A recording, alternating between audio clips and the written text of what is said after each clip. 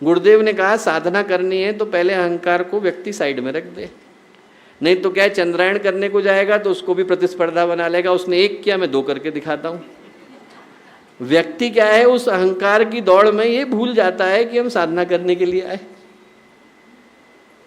गुरुदेव ने कहा अपने को जाने, मन को थामे, अहंकार को त्यागें और अपने भीतर के देवता को जगाएं। ये 4 चरण जैसे ही पूरे होते हैं हम भगवान की गोद में चढ़ जाते हैं। भगवान की गोद में चढ़ने का उपाय बड़ा सरल है। उपाय यही है कि व्यक्ति अपने को याद करे, बाकी की सारी चीज़ों को याद करने से पहले उसको याद करे जहाँ से कहानी शुरू हुई। वो मन जो भटकाता है, वो जो मन भ्रमित करता है, उससे अपने को थामने का प्रयत्न करे। एक चीज को भगवान के आगे सौंप दे, क्या है? अहंकार। हमारी अपनी कोई चाहत ही नहीं। जैसे ही हमारी चाहत शून्य हुई और हमने गुरुदेव के हाथों में सौंपा, आप देखिए कि जीवन में कैसे शांति आती है। जीवन में संकट है, परेशानियां हैं, उलझने हैं, पर तब तक हैं जब तक हम उनसे लड़ने का प्रयत्न कर रहे हैं। हमने लड़ना छोड़ा नहीं, उलझनों को हम में रस आना बंद हो जाता है। अरे इनसे क्या लड़ना है, तो लड़ना ही नहीं चाहते। मन में शांति आ जाती है। जिस रात को भगवान महावीर को समाधि मिली, उस रात को जितना भी अंधकार था वो पूरे चरम के साथ उनके पास आया। सुबह का वक्त हुआ, महावीर को अभिनिष्क्रमण मिला। महावीर ने मुस्कुरा करके अंधकार को देखा और उससे क्या बोले, तू भी जीता और मैं भी जीता। वो बोला आप जीते वो तो समझ में आया, मैं कैसे जीता? बोले तूने मुझ पर प्रहार करने में कोई कमी नहीं छोड़ी और मैंने उसका उत्तर देने का कोई प्रयत्न नहीं किया। जीवन के संकट आते हैं, हम संकटों से लड़ने लग जाते हैं।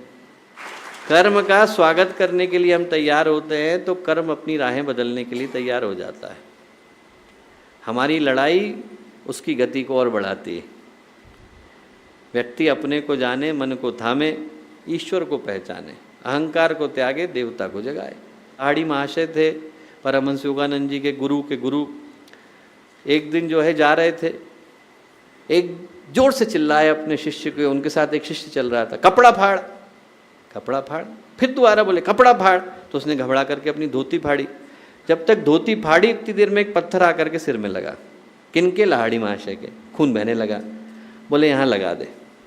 उन्होंने कहा अच्छा ठीक, लगा दिया, पट्टी कर दी।